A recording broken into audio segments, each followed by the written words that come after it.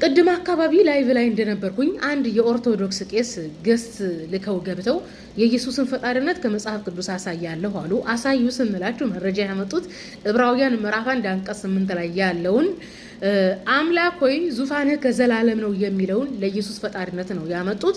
ነገር ግን ዕብራውያን ምዕራፍ 1 አንቀጽ 8 የሚያወራው ስለ እግዚአብሔር አብ ነው።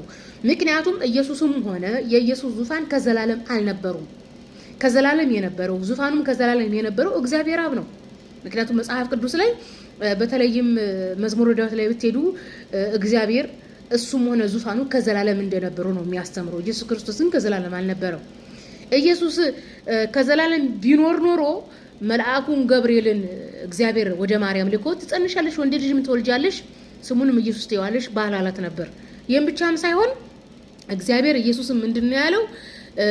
የአባቱን የዳዊትን ዙፋን እሰጠዋለሁ ነው ያለው። ስለዚህ የኢየሱስ ዙፋን የተሰጠ ነው፣ በስጦታ የተገኘ ዙፋን ነው። ስለዚህ ዕብራውያን ምዕራፍ 1:8 ስለ ኢየሱስ አይደለም የሚያወራው። እንደውም በደንብ አስተማርኳቸው እና ይሄን ቪዲዮ እንድሰራ ያደረገኝ የኦርቶዶክስ አንድምታ አሉ። በነገራችን ላይ የሥላሴ ዶክትሪን አማኝ ሆናቸው ፕሮቴስታንት፣ ኦርቶዶክስ፣ ካቶሊክ አንድምታ ሃይማኖተ አበው ተቀባይነት የለም። ካሁን በፊት ነግሬያቸዋለሁ። ሃይማኖተ አበውና አንድምታ አትበሉ፣ ተቀባይነት የለውም። ወንጌል መጽሐፍ ቅዱስ ራሱን በራሱ የሚያብራራ ነው እንጂ ኦርቶዶክስ ራሷን ይዛ ኦርቶዶክስ ወንጌልን በራሷ ልክና ቅርጽ መስራት ትፈልጋለች። ጴንጤ መጥቶ ወንጌልን በራሱ ቅርጽ መቅረጽ ይፈልጋል። ካቶሊኩም እንደዛው እና እኒህ አባት ሃይማኖተ አበው አሉ። ምክንያቱም ኢየሱስ ክርስቶስ ዙፋኑ ከዘላለም አልነበረም። ምክንያቱም የኢየሱስ ዙፋን በስጦታ የተገኘ ነው። እግዚአብሔር የአባቱን የዳዊትን ዙፋን ይሰጠዋል ስላቸው ደንግጠው ሃይማኖተ አበው አንድምታ ተርጓሚ አሉ። አንድምታ ተርጓሚ ሲጀመር በደንብ የተጀመረው በአጼ ፋሲል ዘመን ነው። አጼ ፋሲል ዘመን ነው ራሱ ጽፈት ምናምን እንትን ያለው ከዛሬ 500 ዓመት በፊት ማለት ነው። ለማንኛውም መጽሐፍ ቅዱስ ላስረዳቸው። በመጀመሪያ ዕብራውያን ምዕራፍ 1 አንቀጽ 8ን ስታዩት ኮት የተደረገ ነው። ከሌላ ቦታ የመጣ ነው። ከመዝሙረ ዳዊት የመጣ ነው። የሁላችሁ ከታች በደንብ አድርጎ ያብራራል።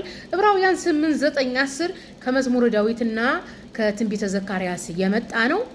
የ1954ቱ ስርዓተ ነጥቦችን በደንብ ግልጽ አድርጎ ስለማያሳይ ነው። የ2000ቱም ስርዓተ ነጥቦችን በስነ ስርዓቱ ነው የሚጠቀመውና ስለ ልጁ ግን እንዲህ ይላል ብሎ በድርብ ሰረዝ እንደ 4 ነጥብ ነው የሚያገለግለው። ተዘግቷል እና በኮቴሽን ማርክ ከፍቶ አምላክ ሆይ ዙፋንህ ከዘላለም እስከ ዘላለም ጸንቶ ይኖራል ይላል። አስባችሁታል? በኮቴሽን ማርክ ውስጥ ነው ያለው። ኮቴሽን ማርክ ብሎ ማለት የዕብራውያን ጸሐፊ ይህንን አምላክ ሆይ ዙፋንህ ከዘላለም ይኖራል የሚለውን ከመዝሙረ ዳዊት እንዳመጣው ለማሳወቅ ነው። እነዚህን የሥርዓተ ነጥብ ትምህርት ተውስ ኮቴሽን ማርኮችን የተጠቀሙ ማለት ነው። እንግዲህ ክርስቲያን ወገኖቻችን ቄስ በሉት ፓስተር በሉት ትምህርት ጥቅስ ለምን እንደሚጠቅምና መጽሐፍ ቅዱስ ላይ ትምህርት ጥቅስ ለምን ዓላማ እንደተቀመጡ ራሱ አያውቁም።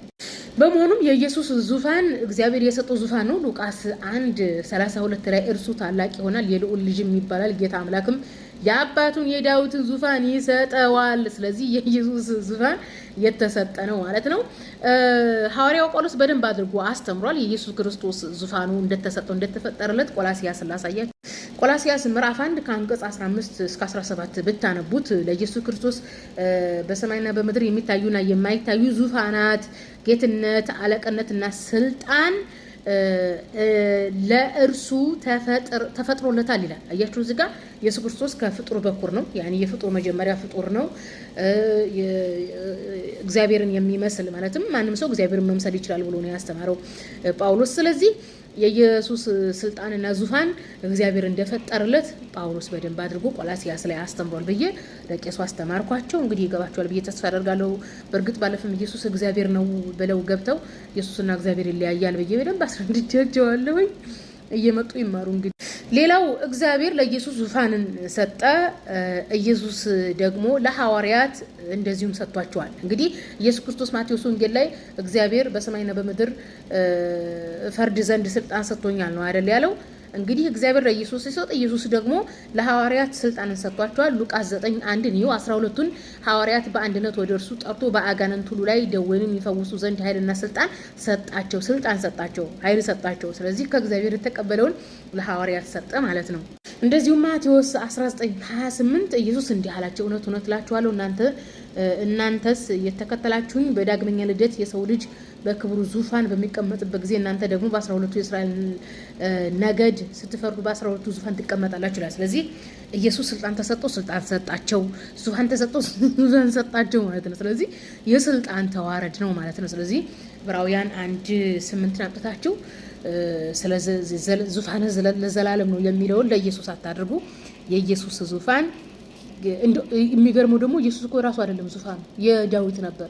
እግዚአብሔር የዳዊትን ዙፋን ነው ለኢየሱስ ራሱ የሰጠው ማለት ነው።